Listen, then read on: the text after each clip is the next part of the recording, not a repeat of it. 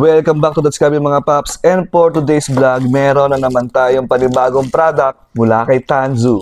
Kung naghanap kayo ng matibay ba forma na cordless drill, may I suggest sa inyo itong Tanzu cordless drill. As you can see mga chong, yung kanyang box is well secured, naka-tape, Tanzu, talagang saan na galing to.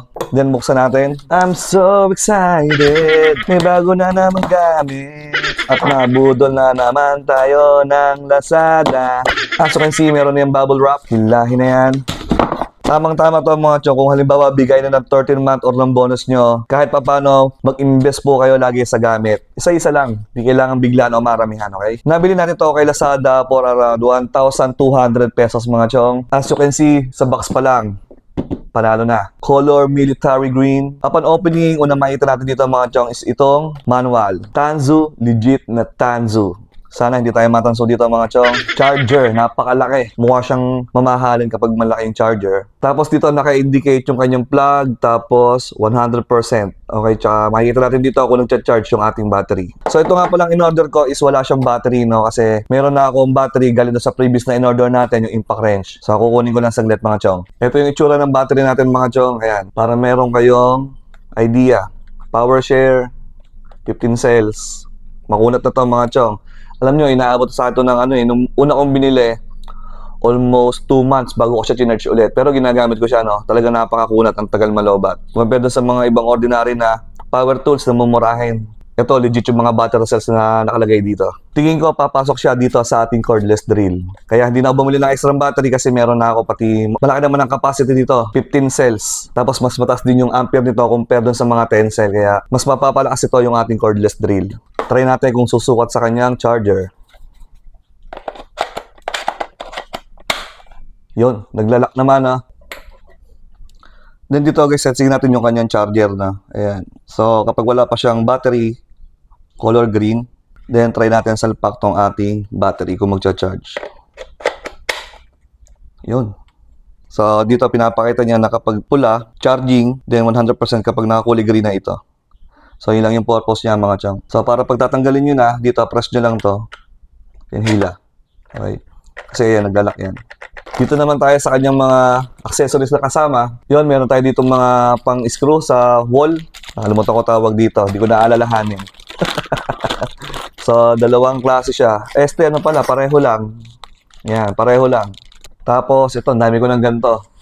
Mga bala ng socket. Then, ito naman yung pwedeng ibala. Kung halimbawa masikip yung pagdidrillan nyo, pwede nyo siyang gamitin mga chong. Then, iba't ibang klase na pang-screw. Positive, tsaka negative. Very good. Kasama na rin yung extension para doon sa socket. So sa previous pa lang ng mga chon, no, jackpot na agad kayo. Ang dami nyo na agad makukuha. Kung bibili nyo to ng separate, aabutin din kayo ng mga almost 300 to 500 pesos. No? So meron na siya kasamang drill bit pang bato. Ayan. 5 pieces. I think mga nasa size 6 to or 5. Ito may kasama pa nito. Baliktaran ng screwdriver, positive or negative. Drill bits. Pang metal, pang wood. Pwede ito mga chon. Then yung ating drill itself. Tingnan natin kung ano tsura. Yun. Nice. Quality guys. As expected. So ito pong in-order ko is ano lang, 10mm yung kaya niyang chuck, no? Kasi medyo mataas yung price nung 13mm. Around 1,700. Hindi ko naman masyadong ginagamit yung 13mm. Itong 10mm okay na to. Yung hexagon na lang na balo yung gagamitin natin para pwede tayong gumamit ng mas malaki na drill bit. So dito sa taas meron siyang 1 and 2. So meaning dito mas mabagal sa 1, then sa 2 mas mabilis yung kanyang RPM. Then dito naman meron na siyang pang screw, pang drill, tsaka hammer. So ito yung kanyang arrow nasa gitna. Tatapat yun na si dyan. Yun. Yung kanyang click sound is maganda, no? Ano, matibay. Sobrang tibay. Halos hindi ko mapihit. Then variable yung kanyang torque. So, up to 1 to 25. So, habang tumataas yung number, tumitigas yung torque nitong screw. Then, yung ating chuck is metal na. So, yung mga plastic kasi is madaling masira. Tapos, yung drill bit, kapag medyo matigas yung dinidali nyo, is lumuluag or hindi sumasama sa ikot. So, ito, mas maganda na to. Pati mas madali siyang gamitin. Hindi pati sirain compared sa mga plastic. Then, ito, same lang din yung kanyang built dito. Merong forward and reverse. Yan. Tapos, sa gitna yung lock. May LED na rin. Tapos, dito sa kanyang build, dito sa kanyang logo, yung kabila is naka-emboss. Ayan o. Talagang naka-engrave siya. Hindi siya nakadikit. Tapos sa kabila, yun lang, medyo, ito, naka-sticker siya. Ito nga pala mga chong is 80 Newton meter. So mataas ang torque dito compared sa mga nabibili na kapresyo niya. No? Yung iba kasi is nasa around 40 Newton meter lang.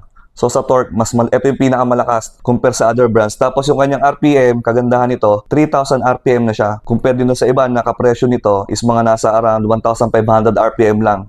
So mas mabilis yung ikot nito. So alam naman natin, mas mabilis yung RPM, mas mataas yung kanyang torque, lalo na kapag sa mga metal, kailangan natin yan. Kasi kung medyo matigas yung bakal, kailangan mataas ang torque para hindi tumigil yung drill, para hindi siya mahirapang magbutas. Then kabit natin yung battery. Yan lang. Sakto. Test fire. Yun. So ito mga chong, parinig ko sa inyo yung kanyang tunog.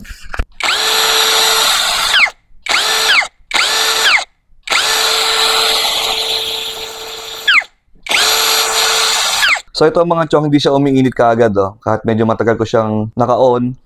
Unlike dun sa impact wrench ko na ginamit ko siya ng adapter. Then ginamit ko siya pang drill, ang nangyari, uminit yung ganito. Ang bilis niyang uminit. Unlike dito sa talagang pang drill, hindi talaga siya nainit. Then try natin lagyan ng bala.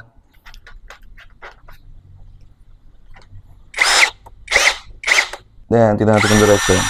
Yun. Diretso naman, no?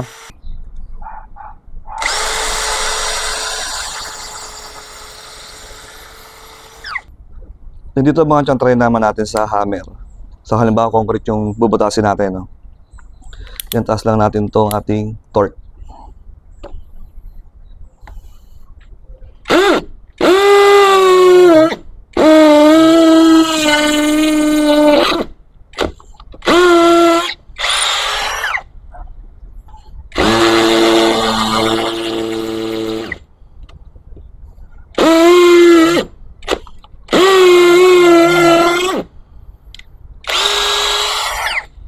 So kung naghahanap po kayo ng maganda yung build na cordless drill, kita nyo naman, ayan talagang yung build niya is napakaganda. Walang mga gaps, walang alog.